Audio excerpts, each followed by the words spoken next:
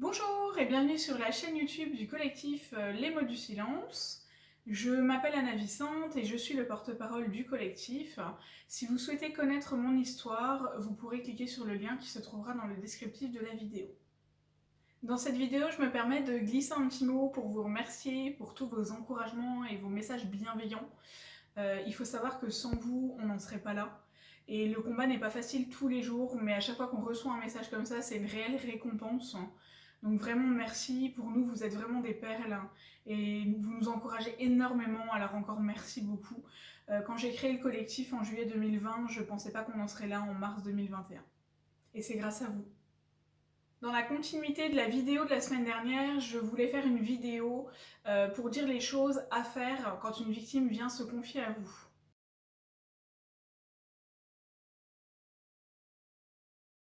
Alors la première chose, ça va paraître basique, mais c'est lui donner beaucoup d'amour et de bienveillance, faire vraiment preuve de bienveillance. Une victime, quand elle vient se confier à vous là-dessus, vous êtes peut-être la première personne à qui elle va en parler, et clairement, elle n'a absolument pas besoin d'être jugée. Dites-vous que si ça se trouve, c'est la première fois qu'elle trouve le courage d'en parler à quelqu'un, et que c'est sûrement quelque chose... Voilà, quand moi j'en ai parlé à ma sœur pour la première fois, et sa réaction a juste été parfaite et hyper bienveillante. Ça faisait des semaines que je réfléchissais à comment j'allais pouvoir le dire.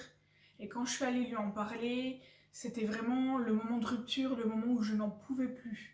Et elle a eu cette réaction parfaite, simplement de me prendre la main et de me dire viens, on va en parler. Sa réaction a été parfaite. De la bienveillance, de l'amour, tout simplement.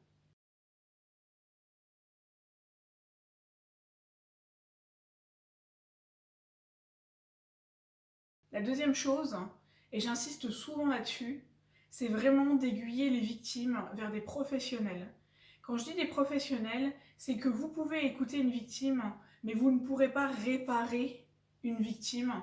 Il faut vraiment envoyer une victime vers un psychiatre, un psychologue si vous voulez, mais je dis un psychiatre, même un pédopsychiatre, parce que c'est vraiment, ça va créer des problèmes liés à l'enfance. C'est pour ça que je dis un pédopsychiatre. C'est hyper important parce que moi, je sais que j'ai commencé ma thérapie à 24 ans. Et en fait, ça m'a appris énormément de choses sur moi-même. Et sans ça, j'en serais vraiment pas là aujourd'hui. J'en serais pas là à pouvoir bah voilà, faire une vidéo pour vous parler de tout ça. J'en serais pas là non plus dans mon combat et je n'aurais même pas porté plainte. Donc c'est vraiment très important d'envoyer vers un psychiatre ou un professionnel en tout cas pour parler avec la victime et la guérir. Parce que malheureusement, pour moi en tout cas, c'est que mon avis, mais c'est quelque chose on apprend à vivre avec et on ne guérit pas. Donc il faut vraiment l'aiguiller vers un professionnel.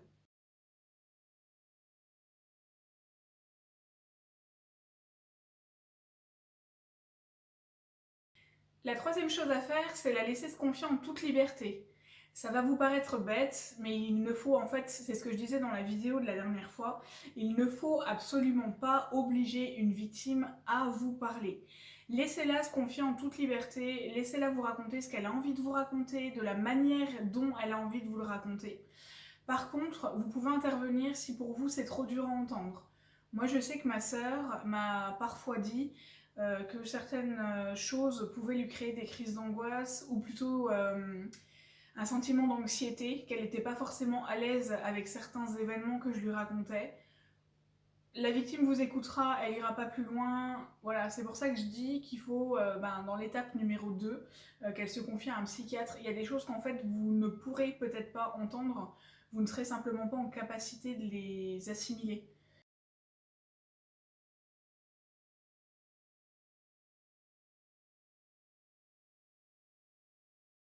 La quatrième chose à faire, c'est de traiter une victime normalement. Ce que je veux dire par là, c'est ne la traitez pas comme une pestiférée. Une victime n'a absolument pas besoin de ça. Je sais qu'il y a beaucoup de gens qui se mettent des barrières avec moi alors qu'il n'y a absolument pas besoin. On peut me parler comme à une personne normale, on peut rire avec moi comme avec une personne normale. Quand j'entends par là une personne normale, c'est une personne qui n'a jamais vécu ce que j'ai vécu.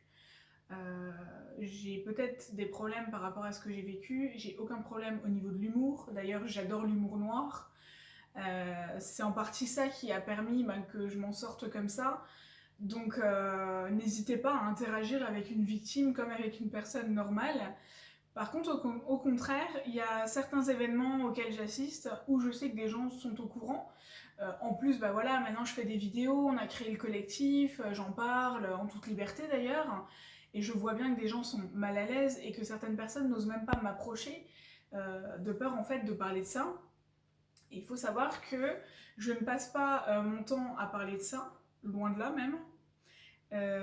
En fait, oui, je fais beaucoup d'actions pour en parler, hein, comme les vidéos, etc. Mais je passe pas mon temps à parler de ça, j'ai de la conversation.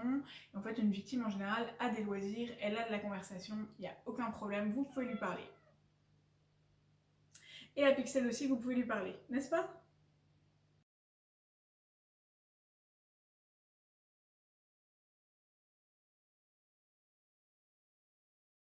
La cinquième chose à faire, c'est d'entourer la victime. J'entends par là qu'elle va passer par des moments vraiment difficiles. Entre autres, moi, mon combat n'est pas forcément facile. Je suis déjà passée par la thérapie.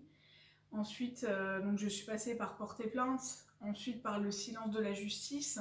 Et là, actuellement, voilà, on se bat pour changer les choses. C'est pas forcément facile tous les jours. Donc, je sais que certaines personnes m'envoient juste des SMS de temps en temps. C'est des personnes de qui j'ai pas forcément des nouvelles tous les jours, mais en fait, ça fait du bien. J'ai dernièrement, par exemple, Sophie, une ancienne collègue qui m'a appelée, simplement pour me dire que bah, elle me soutenait dans mon combat et qu'elle trouvait ça juste génial ce que je faisais. Et je sais que c'est une collègue, quand j'ai travaillé avec elle, elle m'a toujours soutenue. On a toujours pu en parler en toute liberté, elle m'a jamais jugée d'ailleurs. Et je trouve ça juste génial, les gens comme ça. Alors, j'ai pas de ces nouvelles tous les jours, loin de là. Mais je trouvais ça assez agréable de recevoir un message d'elle, un appel d'elle, voilà, pour savoir comment j'allais en fait par rapport à tout ce qui se passait dans ma vie. En fait, on se rend pas compte, mais certains mots, donc cette fois-ci MOTS, peuvent beaucoup aider. À des moments où je me décourage, en fait, je reçois un petit SMS, quelqu'un me dit un mot et tout est reparti. J'ai de nouveau du courage, j'ai de nouveau envie. Voilà, je me dis allez, on repart. J'ai aidé une personne peut-être, mais j'ai aidé quelqu'un. Donc n'hésitez pas en fait à envoyer des petits mots à la victime, ne serait-ce que pour lui dire bah t'as vu aujourd'hui il pleut, mais juste au moins pour lui parler, pour lui montrer que vous êtes là, juste l'entourer. Il faut pas forcément faire des choses extraordinaires pour montrer à quelqu'un que vous êtes là.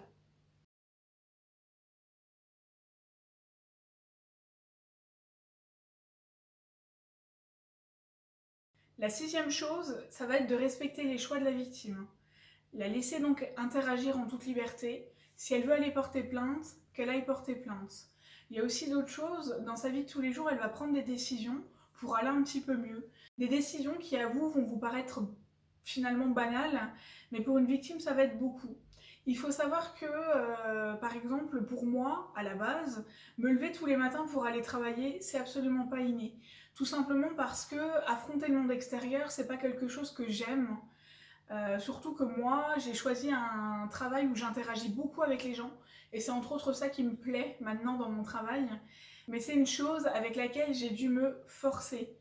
J'ai choisi d'ailleurs mon travail en conséquence pour en gros, j'appelle ça me stimuler tous les jours, me stimuler à être en contact avec les autres et à ne surtout pas m'isoler. En tant que victime, pour moi en tout cas, ce serait beaucoup plus facile de simplement ne pas sortir de chez moi tous les jours et de ne pas parler aux gens. Maintenant, je suis très à l'aise avec ça. J'ai plus aucun problème.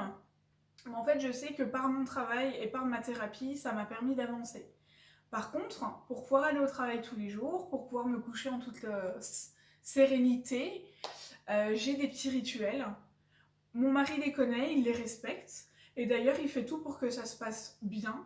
Alors, quand je dis des rituels, c'est pas des choses extraordinaires, hein. Ça va être pour certains, je sais pas, de se laver les mains 15 fois par jour.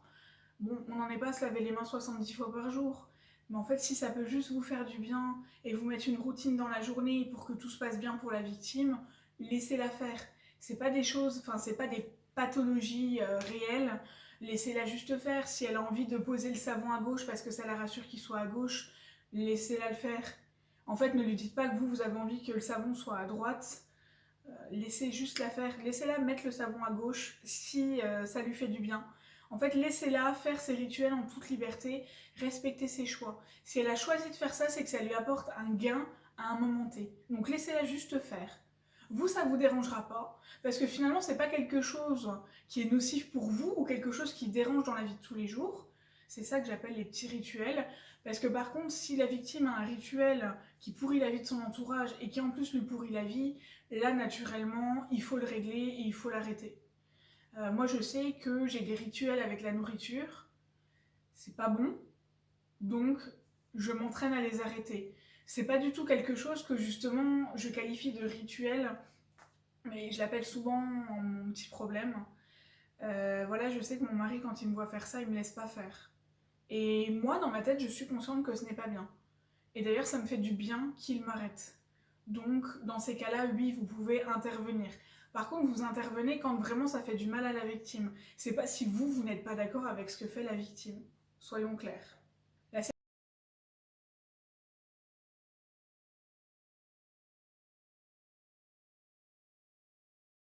septième chose, et en fait finalement je l'ai mise en dernier, mais je l'ai mise en dernière parce qu'en fait elle englobe pour moi tout ce dont j'ai parlé avant, c'est de croire la victime.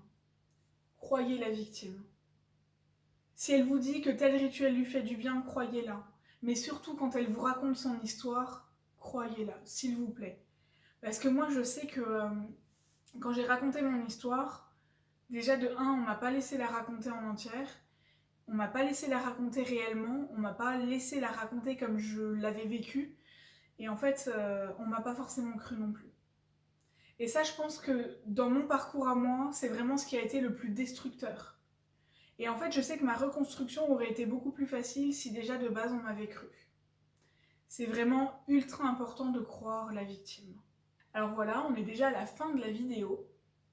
Donc je vous remercie encore de partager autant les vidéos, de nous aider autant à avancer, parce que comme je l'ai déjà dit en début de vidéo, si on en est là, c'est grâce à vous. Si vous souhaitez écrire au collectif, vous avez juste à écrire donc à l'adresse qui va s'afficher à la fin de la vidéo. Et je tiens vraiment à vous remercier de autant nous suivre. Donc merci et puis à bientôt.